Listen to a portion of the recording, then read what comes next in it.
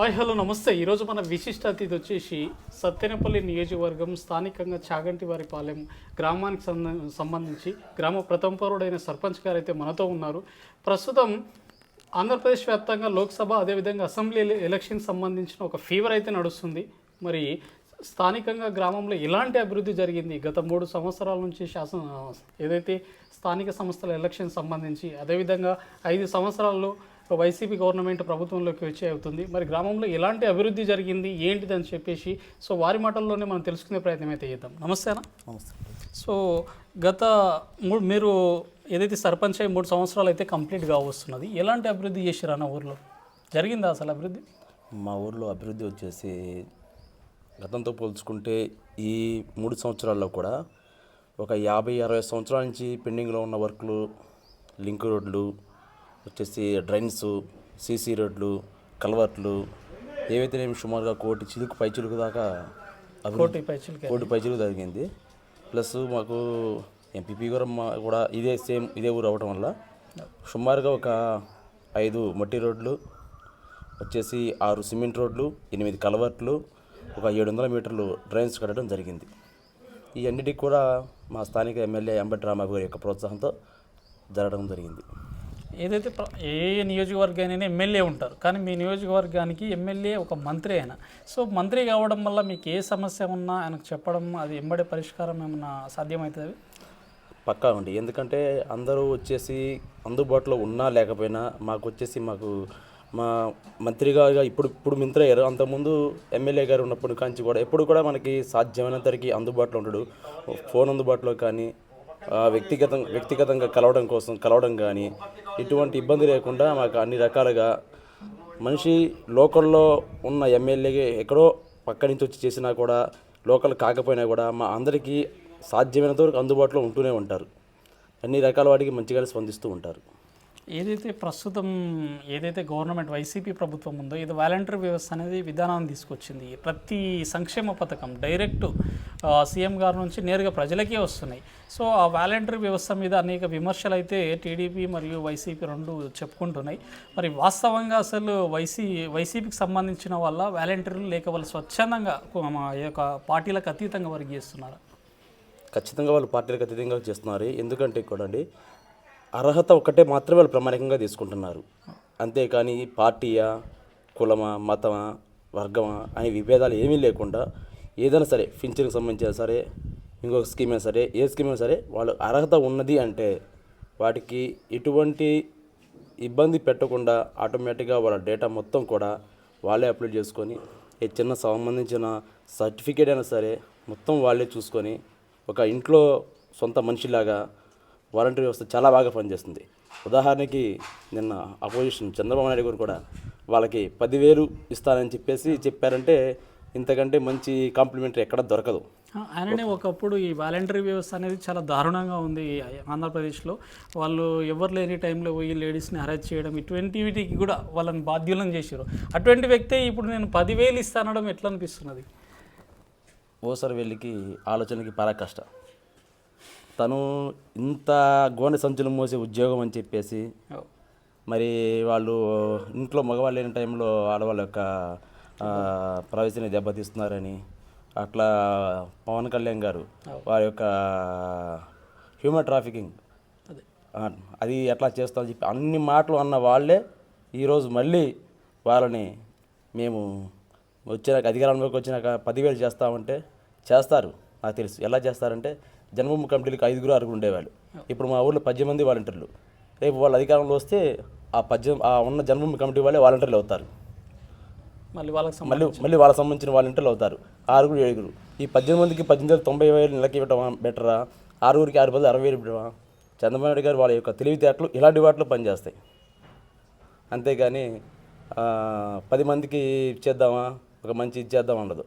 ఆయన వస్తే అభివృద్ధి ఉంది. ఎవరికి అభివృద్ధి ఉంది? సొంత కార్యకర్తలు వాళ్ళ యొక్క జన్మభూమి కమిటీలు మాత్రమే అభివృద్ధి చెందుతాయి, గ్రామాలు అభివృద్ధి చెందుతాయి. మీరు గమనించినట్టయితే సచివాలయ వ్యవస్థ, రైతు భరోసా వ్యవస్థ, ఆ తర్వాత వచ్చేసి ఇక వెల్నెస్ సెంటర్, ఒక గ్రామానికి వచ్చి సుమారుగా 1 కోటి పైచిలుకు అభివృద్ధి గత 40-50 సంవత్సరాలు ఆలోచించి అభివృద్ధి చేశారు. అది అభివృద్ధి అంటే. రైతు, విద్యా, వైద్యం, వ్యవసాయం ఈ యొక్క 3 కార్యక్రమాలని అభివృద్ధి గురించి ఆలోచించిన నాయకుడు తరతరాలు గుర్తుంటాడు. పేదల యొక్క మంచి చెడు గురించి ఆలోచించే నిజమైన నాయకుడు వైఎస్ జగన్మోహన్ రెడ్డి గారు. ప్రస్తుతం ఏదైతే విద్యా వ్యవస్థ ఉందో అది ఇంగ్లీష్ విధానం మరియు డిజిటలైజేషన్ అనేది మొత్తం ఒక రూపురేఖలు నాడు నేడు అనే విధానంలో మొత్తం రూపురేఖలు మార్చేశారు విద్యా విధానం. అలాంటి విద్యా విధానం పైన కూడా అటు టీడీపీ వాళ్ళు స్వయంగా చంద్రబాబు నాయుడు ఇది ఇంగ్లీష్ విద్యా విధానం ఎందుకు పెడుతున్నారు, అది అవసరం లేదు అని చెప్పేసి అంటున్నారు. సో అది ఎంతవరకు మీరు కూడా మీ యొక్క పిల్లల్ని ఇంగ్లీష్ విద్యా విధానంలో చదివిస్తున్నారు, మీరు కదా మొత్తం ఇంగ్లీష్లో చదువుకుంటే బాగుంటుంది, ఫ్యూచర్ ఉంటుంది అని చెప్పేసి, కానీ ఏదైతే గవర్నమెంట్ స్కూళ్ళకు పోయేది పేదవారి పిల్లలే, అటువంటి పిల్లలకి ఇంగ్లీష్ నేర్చుకోవద్దనడం ఏ విధంగా అనిపిస్తుంది? ఇది వాళ్ళ యొక్క కక్షపూరిత ఆలోచనలకి పరాకాష్ట వాస్తవం చెప్పాలంటే. ఇప్పుడు వచ్చేసి మేము చిన్నపిల్లప్పుడు మేము చదువుకునేటప్పుడు ఒక పదానికి అర్థం తెలియాలంటే లైబ్రరీలోకి లేకుంటే ఏదో ఒక అవసరమైన పదాలని డిక్షనరీలోనో లైబ్రరీలో డిక్షనరీ ఉంటుంది, ప్రతి ఒక్కరి దగ్గర దొరకదు. దాన్ని తీసుకెళ్ళి 4 పదాలు రాసుకొని ఆ అర్థాలు తెలుసుకొని దాని గురించి మేము తెలుసుకునేవాళ్ళం. కానీ ఇప్పుడు అలా కాదు. ఒక బుక్ అనేది ఇస్తే దాంట్లో ఒక సైడు తెలుగు వర్షను, దానికి ఆపోజిషన్ ఇంగ్లీష్ వర్షను, 2 ఒకే దాంట్లో ఉంటే తెలుసుకోవడానికి ఎంతో సింపుల్గా ఉంటుంది. అసలు అలాంటి ఆలోచన విధానం రావడం అనేది చాలా గొప్ప. ఒకప్పుడు వచ్చేసి ఒక గవర్నమెంట్ స్కూల్కి స్లిప్పర్సు, మన ఇవి పారాగాన్ స్లిప్పర్లు, చినిగిపోయిన నిక్కరు, మాసిపోయిన చొక్కా, గోనె సంచులు, ఆ టైపు లేనోడు పుస్తకాలు పట్టుకొని అలా వెళ్ళేవాడు. ఈరోజు 2 బెల్టులు, 2 జతల షూ, సాక్సులు, యూనిఫాము. కార్పొరేట్ పిల్లలు ఏ రకంగా బస్సుకి అయితే వెళ్తున్నారో అంత నీట్గా పేద విద్యార్థి స్కూల్కి వెళ్ళగలుగుతున్నారు, సంతోషంగా వెళ్ళగలుగుతున్నారు. మిడ్ డే మీల్స్ ఎంతో ప్లస్ మిడ్ డే మీల్స్ అన్ని చోట్ల పెడుతున్నారు. విద్యార్థికి అవసరమైన మెను ఒక కార్పొరేట్ స్థాయిలో ఏ రేంజ్లో మెను ఉండాలో ఆ రేంజ్లో మెను ఉంటుంది. మరి రాగి జావ, కోడిగుడ్డు, ఒక వాస్తవం చెప్పాలంటే ఓటు హక్కు లేని ఒక చిన్న మనిషిని కూడా, ఒక పిల్లల్ని కూడా ఏ రేంజ్లో మన ఆలోచన విధానం చేసి వాళ్ళ అభివృద్ధి కృషి చేస్తున్నారంటే అంతకంటే గొప్ప విషయం విద్యలో ఇంకే సీఎం చేయలేరు. సో మొత్తం రాష్ట్రం మొత్తం ఇప్పుడు వైసీపీ మ్యానీ నడుస్తుంది అనుకోవచ్చా? ఎందుకంటే ఆల్రెడీ ఒకసారి చంద్రబాబు నాయుడుకి అవకాశం ఇచ్చారు, ఏదైతే ఆంధ్రప్రదేశ్ ఏర్పడిన తర్వాత నవ్య ఆంధ్రప్రదేశ్. సెకండ్ ఒకసారి ఇప్పుడు జగన్ గారికి అవకాశం ఇచ్చారు, మళ్ళీ అప్పుడు చంద్రబాబు నాయుడుకి ఒకసారి ఇచ్చి జగన్కి ఎట్లా అవకాశం ఇచ్చారు, మళ్ళీ చంద్రబాబు నాయుడుకి ఇవ్వబోతారా లేక రెండోసారి కూడా జగన్ గారిని అధికారంలోకి వచ్చే అవకాశాలు ఉన్నాయి? ఇక 100కి 20% చంద్రబాబు నాయుడుకి అవకాశం ఉండదండి. కూటమి అక్కడ 3 వ్యక్తులు ఉన్నారు, ఇక్కడ ఒక వ్యక్తి మాత్రమే ఉన్నారు, అదేమన్నా ఇబ్బంది? ఇక్కడే అర్థమవుతుంది మనకి. ఒక వ్యక్తిని ఎదుర్కోవడానికి 3 వ్యక్తులు వస్తున్నారంటే అవతల వ్యక్తి ఎంత బలమైన వాడో మనం అర్థం చేసుకోవచ్చు. ఈ వ్యక్తికి పేద, బడుగు, బలహీన వర్గాల వారు బలంగా ఉన్నారు. ఇటువంటి నాయకుని కోల్పోతే ఇక మన జీవితంలో మన పిల్లలకు చదువు కానీ, వ్యవసాయం సంబంధించినవి కానీ, వైద్యానికి సంబంధించినవి కానీ, పేదవారికి సాధ్యమైనంతకి అందరినీ రక్షా పండులాగా అవుతాయి. అందుకని చెప్పేసి పేదవారు ఒక నమ్మకంగా ఉన్నారు. ఇది పక్కాగా పెత్తందారులకి పేదలకు మధ్య జరిగే యుద్ధం. ఇందులో ఖచ్చితంగా ఇన్ని తరాలుగా పెత్తందారులే గెలుస్తున్నారు, కానీ ఇప్పటి నుంచి పేదవారే నెగ్గుతుంటారు. అదేవిధంగా లోక్సభ అభ్యర్థి ఎవరైతే ఉన్నారో అతను ఆల్రెడీ వేరే స్థానం నుంచి ఇక్కడికి మార్పు చేయడం అయితే జరిగింది. మరి అతని పైన స్థానికేతరుడు అనే ముద్ర ఏమైనా పడుతుందా, లేకపోతే ఏ వ్యక్తి అయితే ఏంది మా జగనాన్ని నిలబెట్టిన బిడ్డ పక్కా గెలిపిస్తామంటని ప్రజల్లోకి వెళ్తుంది?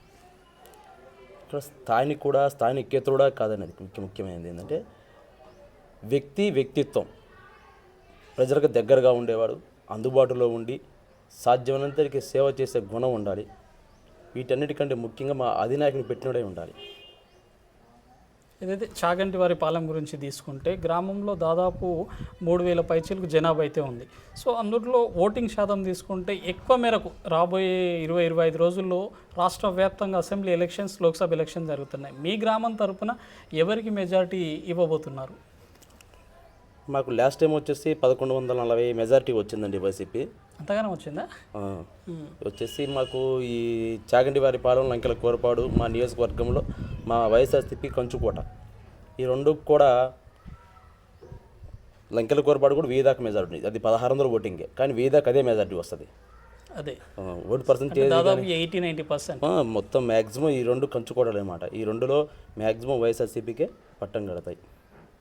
ఓకే, సో ఇది ఏదేమైనా ఈసారి సత్తెనపల్లి నియోజకవర్గంలో అదేవిధంగా రాష్ట్రంలో ఈ యొక్క వైసీపీ జెండా ఎగరవేయడం ఖాయం. అదేవిధంగా ఏదైతే వైసీపీ ప్రభుత్వం ప్రవేశపెట్టిన సంక్షేమ పథకాలు ఉన్నాయో ఆ సంక్షేమ పథకాలే మమ్మల్ని గెలిపిస్తాయని చెప్పేసి సో వారి మాటల్లో ఒక ధీమా అయితే వ్యక్తం చేయడం జరిగింది.